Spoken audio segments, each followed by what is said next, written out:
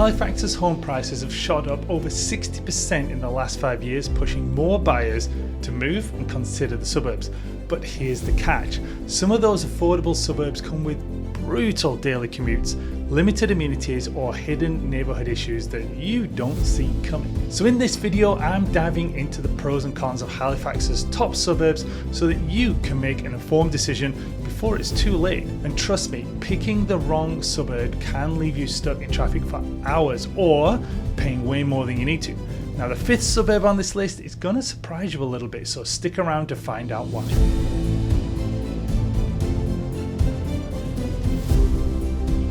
Let's kick things off with Dartmouth, most famously known as the City of Lakes, and locals love it for offering more bang for your buck while still being just a quick hop away from downtown Halifax.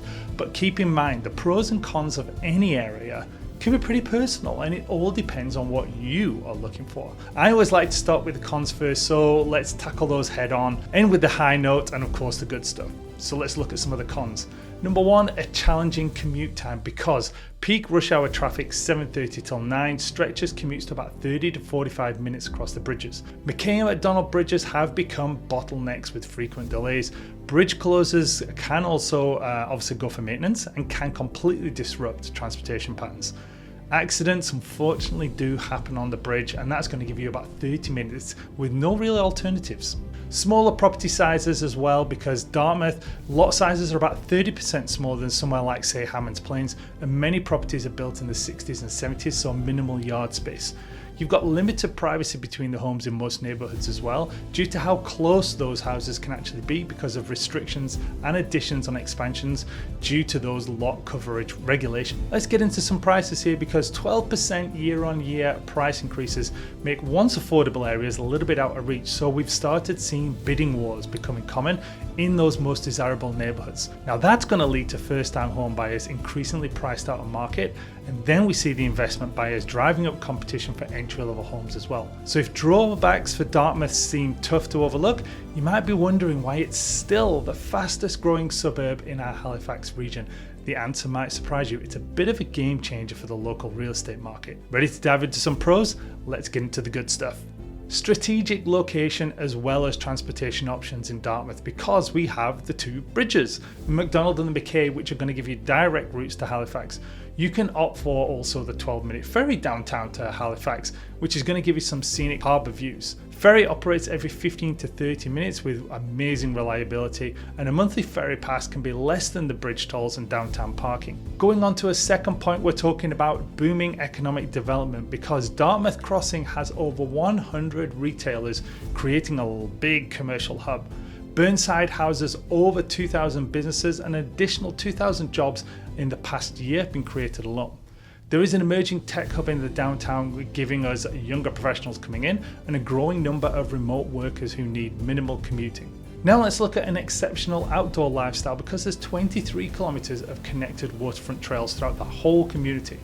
23 lakes within city boundaries also offer year-round recreation.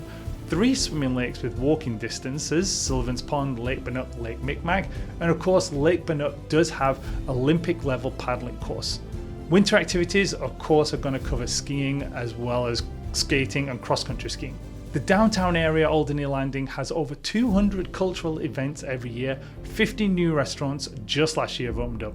There's a farmers market that operates year round, and waterfront developments creating vibrant public spaces. Growing arts community as well as galleries and studios are also showing up here.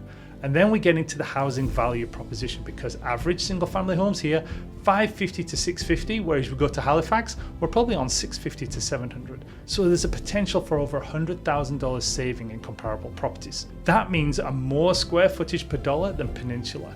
You're going to see a very diverse housing stock, from heritage homes to modern developments in Dartmouth as well. So let's look at some specific neighbourhoods. Portland Estates is a very family-friendly planned community and includes Russell Lake West, as well as access to trails and water activities. It's got higher-end modern homes with amenities and excellent schools within walking distance as well. There's also shopping centres within about a 5-minute drive. Looking at downtown Dartmouth, this is an urban renewal area with waterfront development, so you're going to get historic buildings that get upgraded but preserve character. Everything is walkable 10 to 15 minutes. The ferry terminal is going to give you that direct access to Halifax, and as well, we talked about those restaurants and cafe scenes. Woodside now is seen as a little bit more affordable housing options because it's industrial adjacent but with residential pockets with strong transportation connection factors. A key thing for Woodside is the low price point for first-time homebuyers, as well as potential appreciation as development keeps continuing. Here's an interesting fact about Dartmouth. Dartmouth was actually its own city until 1996, and that independent spirit still shapes its identity today. Locals are very proud to call it the Dark Side, a nickname they wear with pride. But before we get on, I'm Richard Payne, and for 18 years I've been helping people find their perfect Halifax neighbourhood. Whether you're the first-time home buyer or whether you're a growing family or a professional, I'll reveal what real estate listings don't tell you about Halifax's suburbs. So if you're finding this helpful, don't forget hit the subscribe button for more exclusive insights into the Halifax market. Alright, moving on. So while Dartmouth offers the urban conveniences and slightly better affordability, let's head over to look at Sackville, and Lower Sackville in particular, where your housing dollar is going to stretch even further. So here's the scoop. Lower Sackville has long been the go-to spot for Halifax residents who are looking to get more house for their money. But in 2025, is that trade-off still worth it? So let's find out. Bad stuff first, it's significant rush hour traffic, and the Highway 102, you can see speeds dropping down between 7:30 and 9 AM because there is limited alternative routes as well if any accidents occur. 25-minute drive can get to 45-60 during peak times, and then construction projects will frequently impact the main arteries. Second, Sackville has limited public transit. There's only 3 bus routes and only 30-minute headways during peak times, and the evening and weekend services are definitely reduced. There's no direct connection to the Halifax ferry system, and with those limited transportation options to get you away from the main corridors. Thirdly, let's talk about perception. Historical reputation here really does affect values in certain sections. There's a very limited nightlife and entertainment options when you look at Dartmouth, Bedford or Halifax, and there is some aging infrastructure in older developments. But despite these challenges, you might be wondering why Lower Sackville remains such a popular choice for buyers, and the answer is very simple. It's a math equation that's making big impact for the first-time home buyers. So let's dive into the pros that are going to make this place so appealing. First up, transportation network. Yes, we've talked about the bad things, but there is Highway 102 and 102 access points throughout the community, so this can give you a 25-minute drive to downtown during off-peak hours. Very quick access to Stanfield International Airport, 20 minutes just up the 102, and there's even new direct routes via the 107 connector to Dartmouth from Bedford, as well as the 101. It's got a comprehensive shopping corridor, 2.5 kilometres of shopping along Sackville Drive, has got major chains like Walmart, Canadian Tire and Sobeys. The local businesses are thriving among these national retailers, and there's a full range of services from medical offices to automotive. Looking at family-friendly recreation options, you have first and second lake beaches which are supervised swimming. Multi-use trails connect all of the residential areas, and there's an extensive sports facility at Sackville Stadium, including soccer fields, baseball diamonds. The Sackville Arena gives year-round ice sports, and there's public recreation programming for all ages. It's also got the growing community investment with a new library and a community centre completed in 2023. School renovations and expansions are also underway, parks and green spaces being developed in newer subdivisions, and there's infrastructure improvements including some road widening projects. Lower Sackville has exceptional housing affordability. Average home prices can be about 100 to 150,000 lower than Halifax proper, and it's got the most affordable single family homes in the region, where we do get larger lot sizes than Dartmouth for the same price point. Some newer construction is available entry level points, and lower property assessments are definitely there compared to Bedford or Halifax. So let's go over some spotlights for neighbourhoods there. Talking of Millwood first, this is a newer development with strong family orientation that has modern homes with pretty open floor plans. Community parks and playgrounds throughout, and it has a real strong sense of community with some regular events. There's also some excellent elementary schools that are within walking distance. Talking about Old Sackville Road, this is a more established area with larger lots giving more mature landscaping and trees. There's a mix of very different housing styles here as well as price points, and it's got quick access to highways, which makes it still feel a little bit more secluded. Compared to newer developments, it's got a lower traffic volume. Now there's Sackville Business District, and this is where you're going to get that convenient commercial access to walking, shopping, dining and a whole range of other services. Mixed residential here and primarily focuses around apartment buildings, but it's also got townhomes as well as the transit hub connections to Halifax and Dartmouth, giving it a pretty central location. So here's the kicker. The average home buyer in Lower Sackville actually saves enough compared to Halifax to buy brand new cars, and this explains why car ownership is so high here, because they're spending less on housing, giving you more freedom to invest in other things. So now let's move on to Bedford. Price tag here is going to surprise you, but you'll want to stick around to see exactly what you get for the premium. If Sackville is all about value and Dartmouth is all about convenience, then Bedford, that's talking about luxury, but at what cost? Here's something you might not know about Bedford, and that is it's where Halifax's executives, the doctors, the entrepreneurs all flock here for a perfect mix of waterfront luxury and also prime location. But before you start dreaming, let's take a look at the cons and what might make you pause. There is persistent traffic congestion here. Bedford Highway sees significant congestion between 7 and 9 and 4 and 6.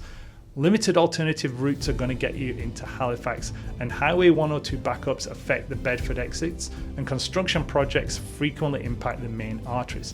It's also got premium house prices, so you're looking at a median price of $830,000, about $300,000 more than the average Halifax home. Waterfront properties easily top 1.2, and that trickles down to entry-level properties starting around $650,000 for modest homes. Prices are typically 20 to 30% higher per square foot than in Dartmouth or Sackville, and it's a luxury market that is sensitive to economic fluctuations. There's limited housing inventory and typically 15 to 20 listings during peak season that are active. Depending on the time of the year, it can lead to some pretty high competitive bidding situations, and sometimes there's only about 1 to 2 properties available in specific neighbourhoods. Homes can sell within 5 to 7 days of listing, and we now have a limited new construction due to land constraints. So but despite that hefty price tag, Bedford remains one of the most coveted suburbs in Halifax. Why? It's all about one thing that everybody calls Bedford lifestyle premium. For many, these waterfront views, the upscale amenities and price location make every penny spent totally worth it. Now let's dive into the perks that make this place a top choice for so many people. It does have comprehensive transit connections, giving you access to 3 different bus routes with regular service, and it's located on the planned future rapid transit corridor. It's a strategic position between downtown and the airport and can be less congested for alternative routes for the commuters. It's also got exceptional waterfront amenities as well as 2 kilometers of beautifully maintained boardwalks. Bedford Days Festival attracts over 40,000 people annually. There's marina facilities for boat owners, and that also means there's waterfront dining options. Year-round activities and events are also a major Bedford factor. It's got premium shopping and services with Mill Cove Shopping Centre with some pretty upscale retailers. Bedford Place Mall is going to offer you diverse shopping options and high-end boutiques and specialty store. There's some gourmet groceries, there's some specialty food shops, there's restaurants, and from personal experience, I know these restaurants are top rated as well as the cafes. Being a realtor, you kind of got to know where these good places to eat are. Bedford has excellent school reputation and performance, well-maintained public spaces and parks which give it a strong sense of community identity. It's also got an active community associations as well as events. Having some waterfront and great locations, Bedford will have prestigious property offerings, including custom waterfront homes that have stunning Bedford Basin views. Other features are going to be larger lot sizes than Halifax Peninsula properties. Construction can be a little bit more, as well as you're going to get premium finishes, including architectural designs and a strong historical appreciation rates, 8 to 9% annually. Getting into some neighbourhoods, let's look at Shore Drive, because this is a premium waterfront living with direct basin access. Homes have a luxury feel and distinctive architecture, and more often than not, they have private docks. Very established neighbourhood with mature landscaping and within a walkable distance to Mill Cove amenities. Bedford South has newer developments with contemporary designs, strategic location near highways for commuters. Family oriented with excellent schools featuring a mix of single family home, executives, townhomes, and also a growing commercial services nearby.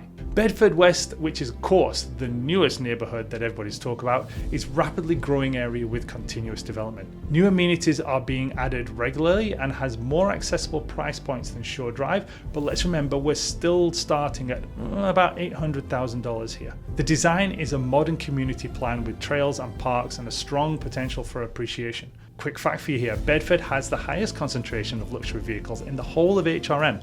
1 in every 5 vehicles is a luxury brand, and this gives you a sense of the affluence in this community, where it's not unusual to see multiple high-end cars in a single driveway. Next, we'll explore Hammond's Plains, where rural living meets suburban convenience, but is the privacy worth a little bit of the thing we called isolation? If you're craving the perfect mix of country tranquility and suburban convenience, Hammond's Plains is where you're going to find it. Think about 1 acre plus lots where privacy reigns and your neighbours are hidden behind the trees.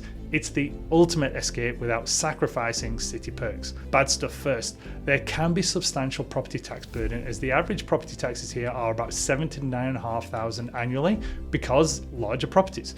That means it's 30 to 40% higher than the equivalent value of homes in more urban areas. The annual increases have been outpacing inflation over the recent years and limited multiple services despite the higher tax rates. Infrastructure limitations are a bit of a factor. 85% of roads here are without sidewalks or lighting. Many properties require drilled wells and septic systems as well, so this means a limited stormwater management systems. There are some areas that do have municipal water, but sewage is down to the septic fields in basically all the areas. Getting into winter conditions, it can be a bit challenging, as the average driveway, you're talking 150 feet, so that's significant snow removal when it's time. Given its location, there can be a longer wait time for snow clearing on some of the secondary roads. All the power lines here are above ground as well, so power outages can be a little bit more common and longer lasting than in urban areas. Bigger homes means higher heating costs, and couple that with the exposure to the wind, as it is a little bit more open around that area. But Hammond's Plains continues to attract more buyers, particularly those moving from outside the province.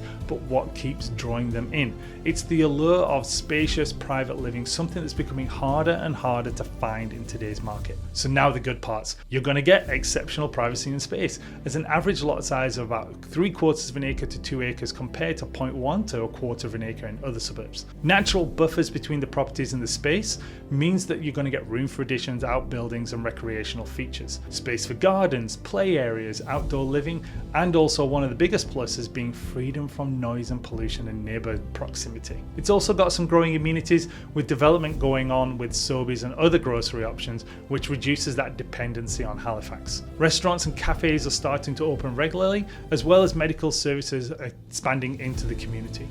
It does have community centres and gathering places, with a planned commercial development increasing convenience. Some of the family-friendly attractions that we're going to cover off here are Hatfield Farm, giving you some horseback riding options, as well as events including Splash Halifax in the summer, which is a massive inflatable water park actually in the lake. Exhibition Park is nearby for events and activities. There's sports facilities, recreational programming, and as well we have Glen Arbor Golf Course with its restaurant and pub. That has an exceptional natural setting which attracts people to the area. You're also going to see direct access to Blue Mountain, Birch Cove Lakes wilderness area, hiking trails, outdoor recreation opportunities, which means it's a 4-season outdoor lifestyle option. Moving on to the investment potential, as land value appreciation is outpacing building values. Development potential for larger properties, as this also leads to the chance to subdivide certain lots. There is a growing demand from urban escapees, and it has a lower price per acre than some of the other areas in other provinces. Let's talk about some neighbourhoods. Kingswood is split into Kingswood and also a newer area called Kingswood North. Kingswood is the older subdivision neighbourhood and is more established houses and lots, as well as mature trees. Some areas do benefit from city water, but it's still all septic fields here. Kingswood North is newer houses with a purposeful layout, as well as community playgrounds. Glen Arbor is that golf course community with upscale homes and the benefit of residents having an option for playing privileges at the golf club should they wish, but it does come with a substantial discount and restrictions on when you can play. All three areas here have a mixture of custom and semi-custom homes, as well as strong property values and appreciation history. Highland Park is a little further down Hammond's Plains Road and is a mid-range development with larger lots. More affordable entry point to the Hammond's Plains, as well as being very family friendly with excellent school catchment area. It's a growing community that has new construction regularly being built, but there's also some kind of like resale homes in that area as well. Here's a little bit of something interesting for you. Hammond's Plains residents own more ATVs, boats and recreational vehicles per capita than any other suburb. So with all that space, it's no wonder here that people love their outdoor toys. It really reflects the lifestyle. It's all about adventure and wide open spaces. Now let's shift some gears. The final suburb I want to talk to you about might just actually surprise you. It strikes the perfect balance between urban convenience and suburban charm, and is quickly becoming a hotspot for young professionals. Let's dive in. Clayton Park.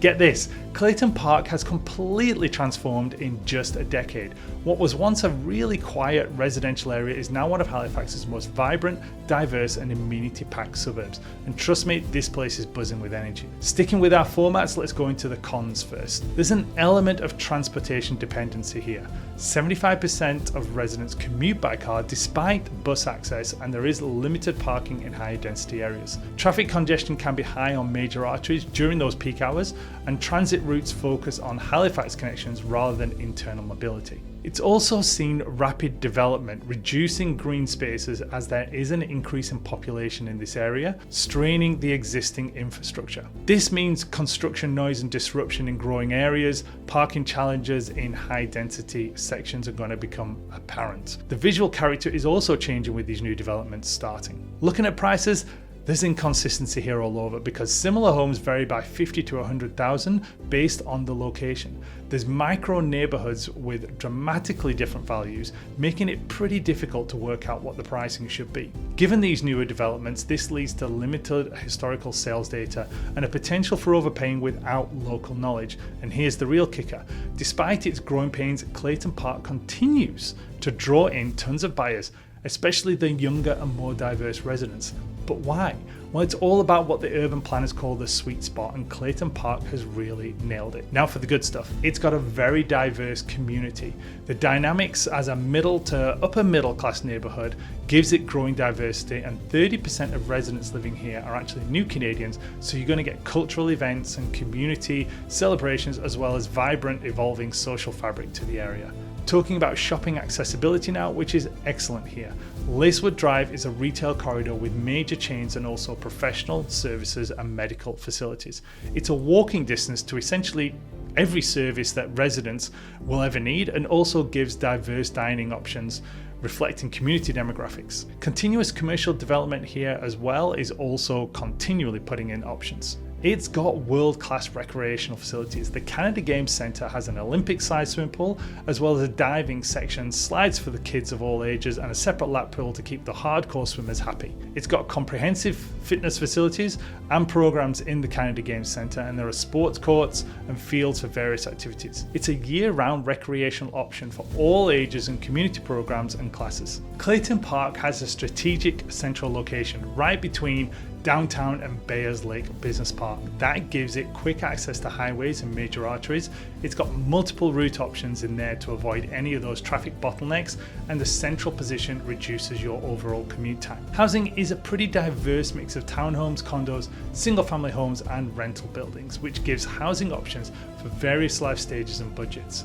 There is a modern construction in many developments and the opportunity for housing progression within the same community. With the location, transit options and facilities, it's a strong rental market for investors as well. So let's look at some neighbourhood spotlights and start off with just a little bit lower down at Fairview. It's a more affordable entry point to Clayton Park, which means older homes with some renovation potential.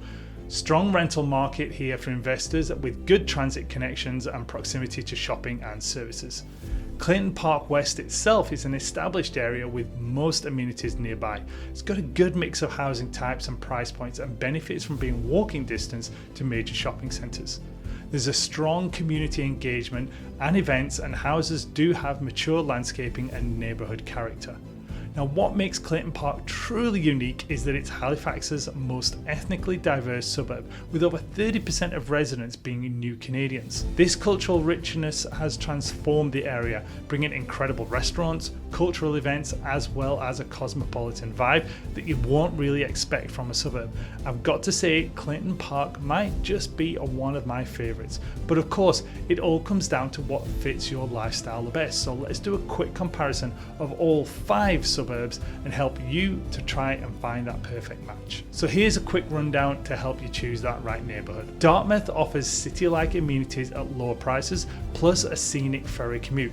Lower Sackville provides the most space for your money, but comes with a longer commute. Bedford is perfect for luxury and waterfront living, but it comes with a premium price. Hammond's Plains is going to give you the privacy and the space. though you're going to face a bit more maintenance and winter challenges. And finally, Clayton Park offers a balanced suburban lifestyle with great amenities and a diverse community, making it a solid middle ground. Now, after helping countless people relocate to Halifax, I've learned that the perfect suburb isn't always the one that looks the best on paper, and it's the one that feels right when you visit, which is why I always encourage clients to explore in person and get a true sense of the community you're looking at. If you're considering buying or selling in Halifax, my team and I would love to help you find that perfect place that's going to fit your lifestyle. Reach out to us, richard@richardpayne.ca, or check the information in the description down below to connect. And if you found this video helpful, don't miss the next one linked on the screen here, because in this video I rank even more of Halifax's suburbs from best to worst.